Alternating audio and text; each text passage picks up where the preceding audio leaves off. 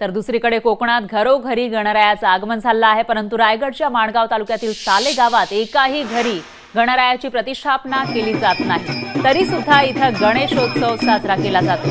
अनेक वर्षांची ही परंपरा आहे, ग्रामस्थांनी ती आजही जपली आहे। उत्सवासाठी गावात मुंबईकर, चाकरमानी, माहेरबाशिणी हमखास हजेरी लावतात। फक्त गावातील लोकच नाही तर पंचक्रोशीतील भाविक सुद्धा हा सोहळा पाहण्यासाठी आवर्जून इथे येतात। एक गाव एक गणपती ही प्रथा खूप वर्षापासून आमच्या गावामध्ये सुरू आहे आणि हा जेव्हा दिवस आहे गणपतीचा, तो सगळ्यांच्या आयुष्यातला खूप मोठा दिवस आहे आणि आम्ही गणपतीला खूप मानतो।